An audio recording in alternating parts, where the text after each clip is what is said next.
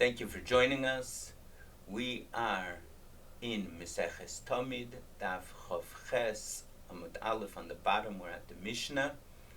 We're talking about the procedure in the morning to opening up the Mizbeach. It's helpful if you have a diagram in front of you of how things were set up in the Beis HaMikdash. I don't have the ability, I'm not set up to share my screen, but it'll just make it easier when we speak about particular directions. It's not mandatory, you can understand it without it, it's just easier to picture it with that.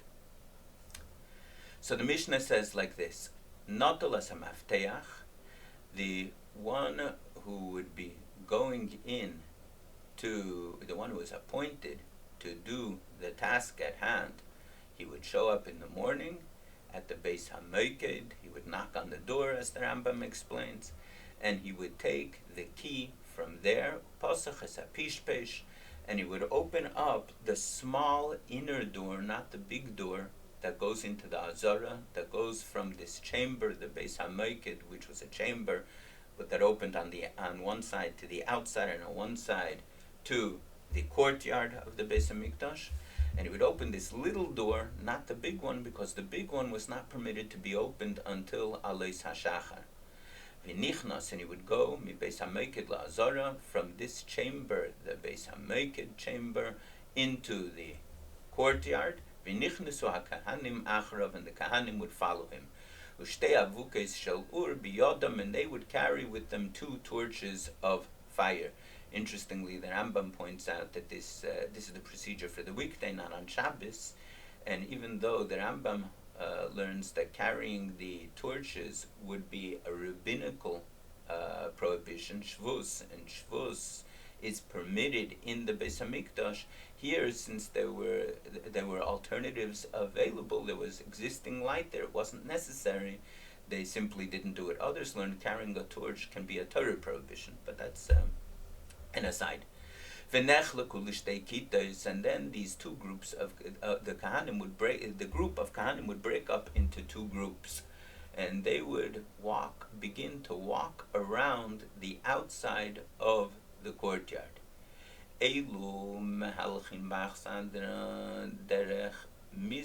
One group would walk under a covered terrace to the east, toward the east. And then as soon as they would reach the eastern wall, they would turn and they would go into a special chamber there that we'll describe momentarily. Ve'elu, and the other ones, mahalachin ba'achsandra derech ma'ariv, they would walk around under the covered terrace toward the west, and they would go the entire west side, and then they would and the entire south side, and then finally, when they got turned onto the eastern side, they would meet at Shemagim Limkei Meisach Havitin. They would meet together in the chamber where they would prepare the special pancake-like things that were called Havitim for the offerings of the Kohen Gadol. That's where they would meet. When they would reach each other, Amru, they would say, Shalom Hakol Shalom.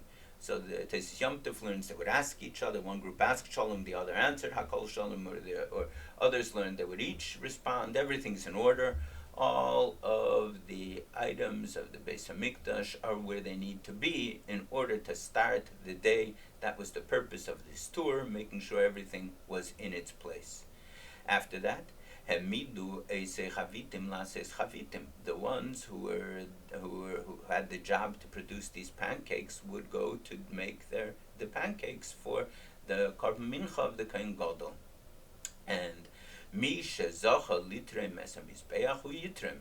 And the one who won the lottery to be the one to clear the ashes from the mizbeach would do so.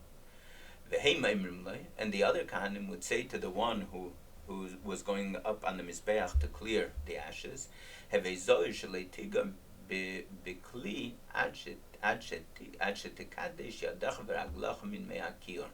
Remember, be careful not to touch any of the kelim of the Beis Hamikdash, the holy vessels of the Beis Hamikdash, akli sharis, until you sanctify your hands and your feet from the water of the kior. And even though he obviously knew that, the concern was that perhaps in the excitement of having been chosen for this honor, he would forget. V'harei hamachtem nisuna b'miktzaya ben hakevesh l'mizbeach b'maravi shel kevesh. Now the machte, the special utensil, shovel that he's going to use to clear away the ashes, was placed in the corner outside the ramp of the Mizbeach on the west side, which means toward the sanctuary. And as a result of that, that was a extra holy place because it was on the inside facing the sanctuary. Ein shum adam nichnas imo, nobody was allowed to go with him. Only the one who had something that he needed to do was allowed to go there. No one else was allowed to go there.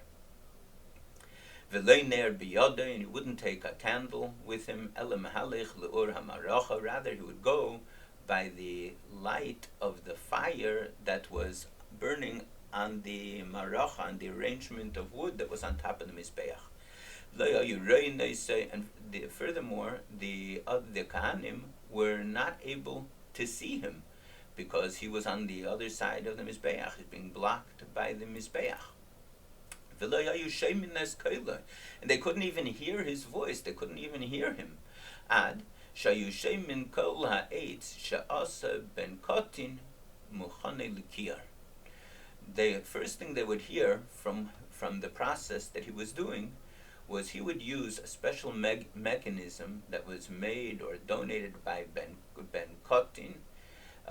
He designed the kiyar in general with the multiple spouts, but he also made a special mechanism that Muslim Farshim learned was like a set of pulleys that would allow them to lower the kiyar each day into the flowing water, which was mechubar lakarka, was connected to the ground. Normally, water left overnight becomes prohibited, becomes disqualified because of lina. When it's mechubar lakarka, when it's connected to the ground, it doesn't become disqualified. So they would submerge the kiyar in this water, so that the water of the kiyar would be connected to the ground and it wouldn't be disqualified from lina. And he would use this pulley in the morning to pull it up. Evidently, there was a grating sound or something. That would be the first thing that they would hear from after their friend, their brother, disappeared around to the other side of the Mizbeach. Hey Nemrim, and they would say, Gia, the time has arrived, it's time for the Avodah, and you better now do what you need to. Kidesh yadav v'raglav min ha-kiyar, he would sanctify his hands and his feet from the kiyar. V'notel machtas ha-kesef, and he would take that machta that we described its placement previously, the silver shovel, v'olol l'reish mizbeach, and would go on top of the mizbeach. Pinas ha-gecholim, and he would clear away the coals, eilach ve'eilach, to each side from the top coals, chayta es hamukoles hapnimis, and then he would scoop out the ones that were deeper in the pile, the inner ones that were completely consumed. They were completely coals. Then at that point he would go down and he'd be walking down the ramp, thus he's facing southward. Higia leritzpa, and he would reach the floor, hafach panav letzaf, and he would turn to face northward. And he would walk now along the east side of the ramp, ke'eser ames, approximately 10 ames, and ames about 46 centimeters. And he would stop when he reached 10 ames, and then he would count a distance from the Mizbeach sideways. Rachik min hakevesh shloisha tvachim. It would be about 3 tvachim, 3 handbreadths away from the Mizbeach. So he walked 10 ames back along the ramp, and then distanced himself 3 tvachim from the Mizbeach, and he would stop there, and this is the place where he would place the ashes. And this same place is Makom Shneis Mimuras Ha'of. It's the place where they would put the crop of the birds that when they were used for a carbon oila. V'dishein Mizbach HaPnimi, and they would put in that same spot the ashes of the inner Mizbeach, the golden Mizbeach, V'dishein HaMenorah, and the ashes of the menorah. That's the Mishnah. So the Gemara has a question. The Gemara says, were there then actually wooden covered terraces in the courtyard? Vatanya, but didn't we learn in the Braisa, Rabbi Eliezer ben Yankiv, Rabbi Eliezer ben Yankiv says, how do you know that you're not allowed to make a normal wooden achsadra, a covered terrace in the courtyard? Talmud Leimar, the pasuk, the Torah teaches us,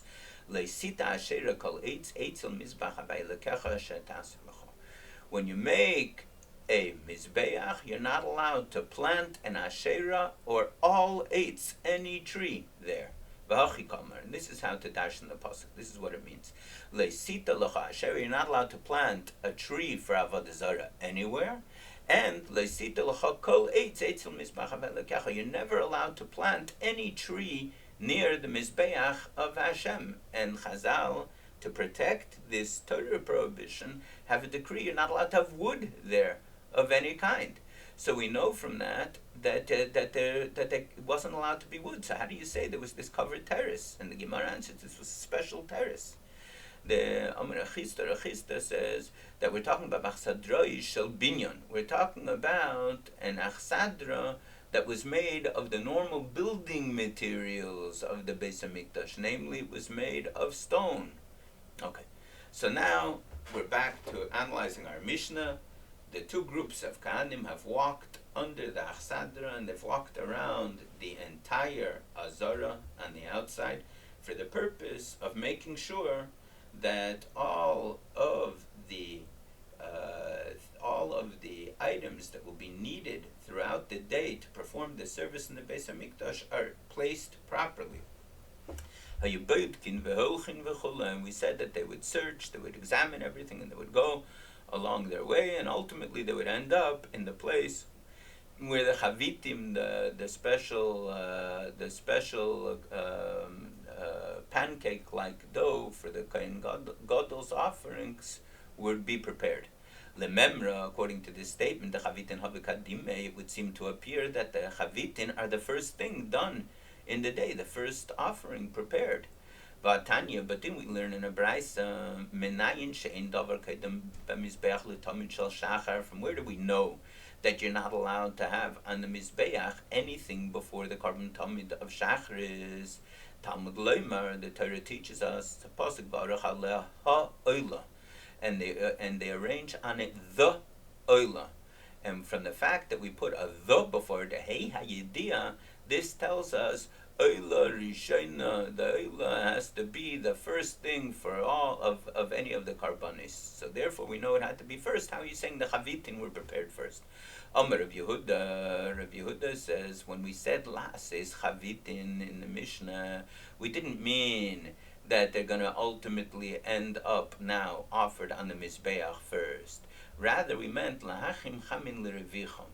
They would first take the flour and as a preparation for making these pancakes, and they would throw it into boiling water. They needed to boil the water first to start this process, but it would not be completed until after the first carbon of the day is, as we knew already, it is the carbon oila, the carbon tamid of the morning, which is the oila.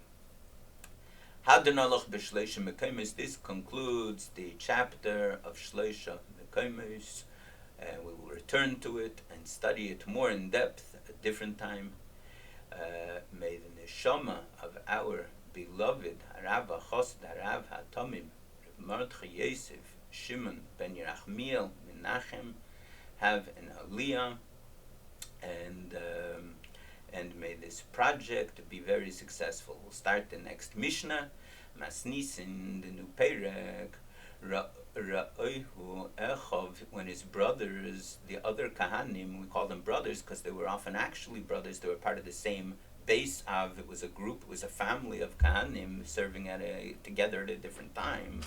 Sheyorad, when they would see that he came down from the ramp, Vehem Ratzim Uboim, at that point they would all run and they would come into the kior, the special washing basin, to sanctify their hands.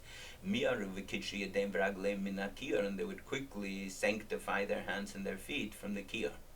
La'achar shekidshu, after they sanctified their hands and feet, not luas magrefes, they would take the special different kind of shovel, the one that they would use to actually start to arrange things now on the mizbeach, v'asatzinoires, and the fork-like utensils, v'olu l'reish mizbeach, and they would go up onto the top of the mizbeach.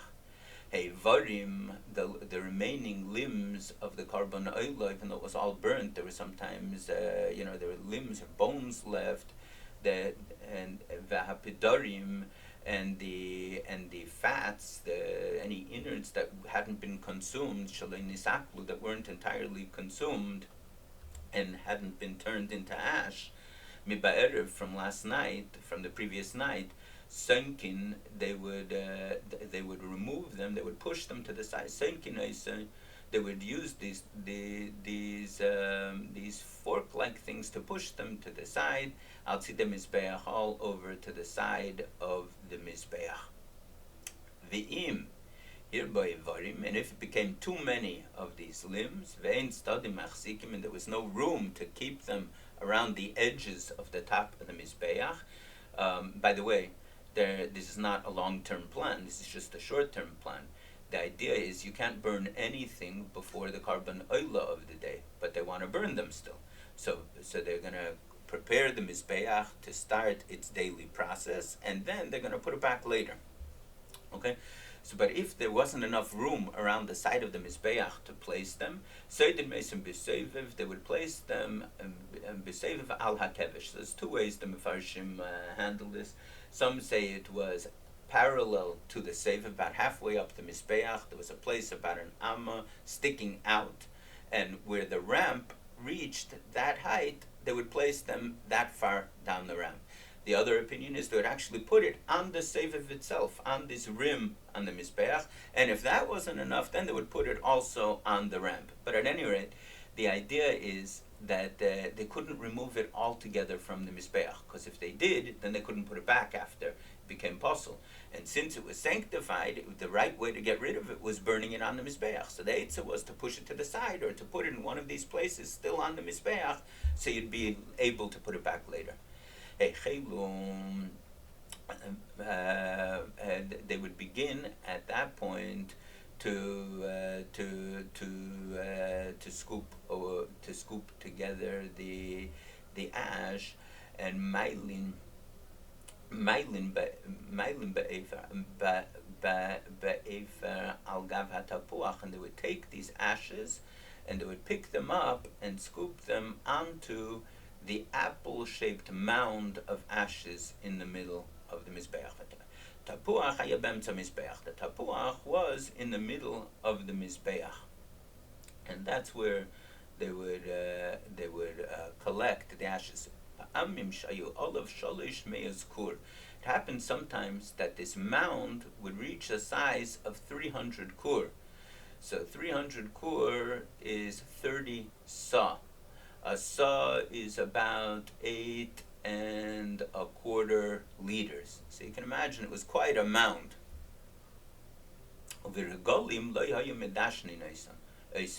On Yom Tiv, they didn't carry out, they didn't clean away, they didn't do the ash before starting the process.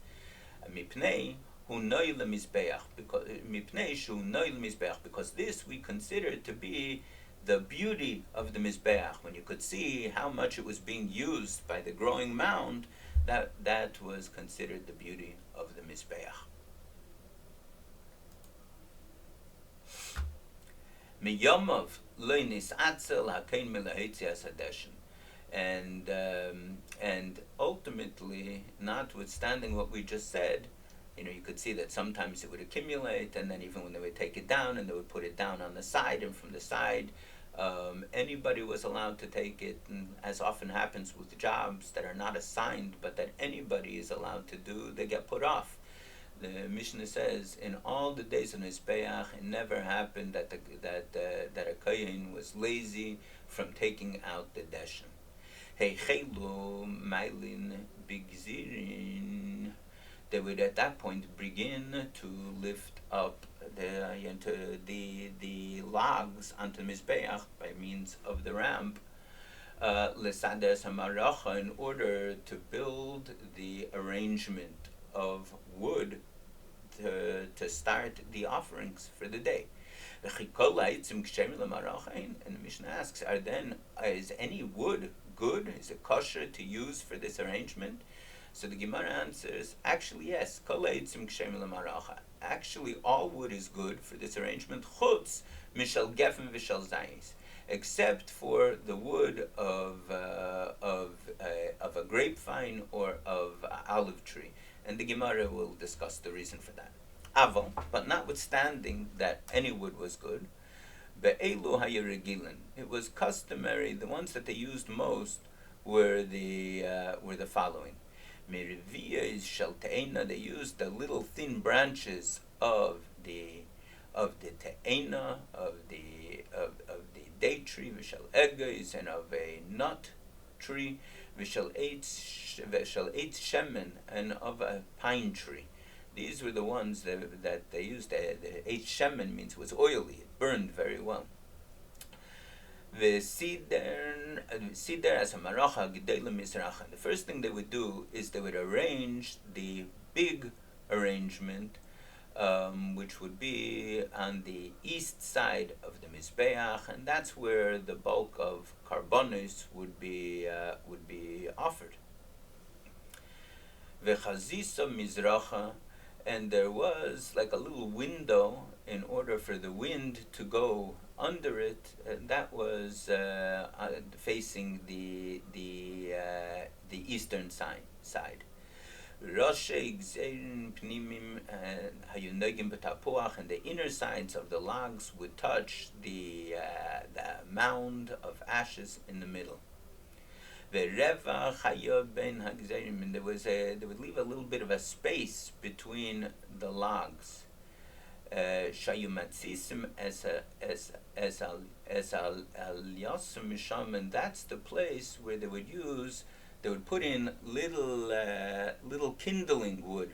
Then they would put it in there in between in order to catch the big logs on fire. When they finished setting it up, berum misham, they would select from there atze te'ena yafim, the best of the te'ena wood, lesates amaracha shnia, and they would use that to arrange the second arrangement, the likteris, and that was the one that they would take the coals from to put on the inner mizbeach to use for the ketores. And this one was mikeneged keren maravis dremis. The second arrangement was parallel to the southwest corner. It was moshuch min keren klape tzafein arba amis, and it was 4 amis inward toward the north. And an amma is about 46 centimeters, so 4 times that.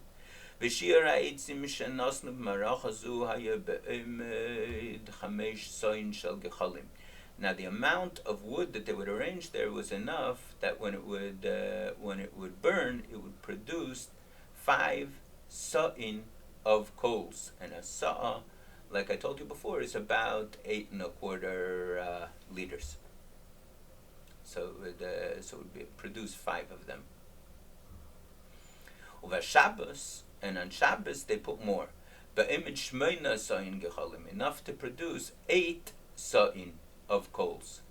Shasham, because on the second arrangement, hayunoisnim, they would put on Shabbos shnei baziche levina shalachem apanim, the two parts of the kernels of the levona of the frankincense from of the lechem apanim.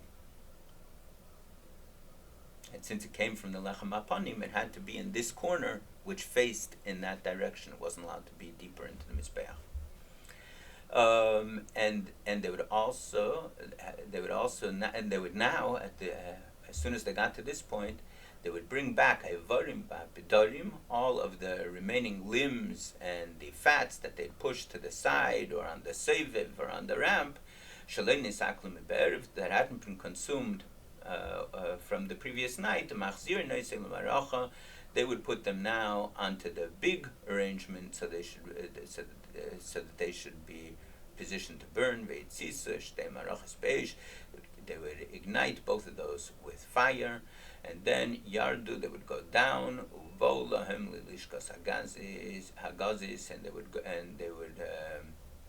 and they would go back, and they would move on to the lishkas hagazis, and there would be the lottery for the next services in the Beis Hamikdash. This concludes the next Mishnah. Seid alle gesund.